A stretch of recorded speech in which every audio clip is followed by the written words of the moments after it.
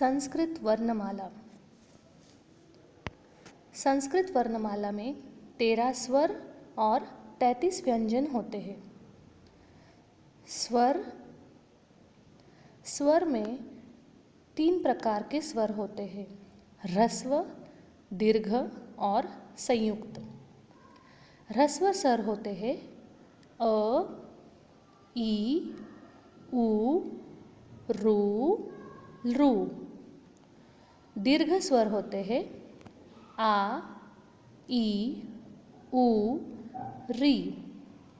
और संयुक्त स्वर होते हैं ए, ओ, औ।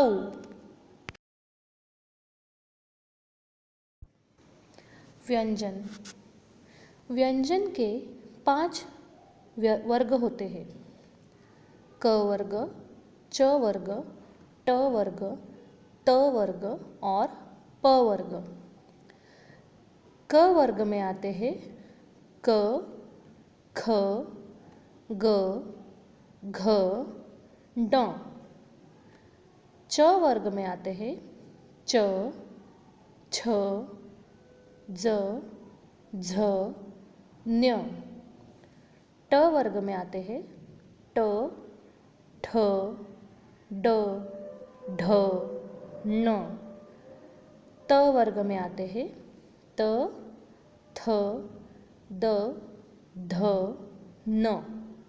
और प वर्ग में आते हैं प, फ, ब, भ, म। इन सब व्यंजनों को स्पर्श व्यंजन कहते हैं। इसके अलावा अंतस्थ व्यंजन होते हैं य, र, ल, व। और ऊष्म व्यंजन होते हैं श, श, स, ह। इन सब के अतिरिक्त 2 अयोगवाह होते हैं, यानी कि ये ना तो स्वर है ना तो व्यंजन। वो है अम और आहा। इसीलिए इनको अयोगवाह व्यंजन कहते हैं या सिर्फ अयोगवाह कहते हैं।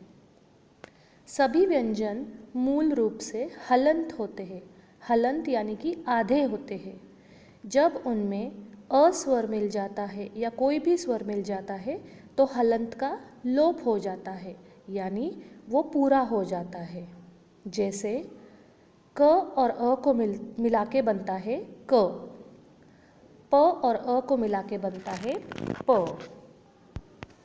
जब 2 व्यंजनों को मिलाकर एक कर दिया जाए तो वह संयुक्त वर्ण कहलाता है। जैसे क, श, अ मिलके बनता है क्ष। क्ष से होता है क्षमा। त, र और अ मिलके बनता है त्र। त्र से होता है मित्र। ज, ज्ञ, अ को मिला के बनता है ज्ञ। ज्ञ से होता है ज्ञान। इसको ज्ञान भी कह सकते हैं। द, य और अ को मिला के बनता है द्य, जैसे विद्यालय। प, र और अ को मिला के बनता है प्र। प्र से प्रगति। अब हम देखेंगे वर्ण विच्छेद। जब किसी शब्द के वर्णों यानी अक्षरों को अलग अलग कर दिया जाए तो वह वर्ण विच्छेद कहलाता है।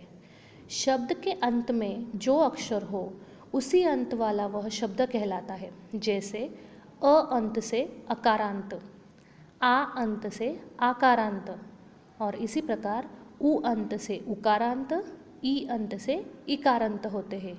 चलिए कुछ उदाहरण देखते हैं। शब्द है देव। इसका वर्ण विच्छेद है द प्लस ए प्लस व प्लस अ। इसके अंत में अ है, इसलिए ये अकारांत शब्द है। गीता, ग, ई, त और आ से मिलाकर बनता है गीता। इसके अंत में आ है तो ये आकारांत शब्द है। पति, प, अ, त, ई से मिला के बनता है पति। इसके अंत में क्या है?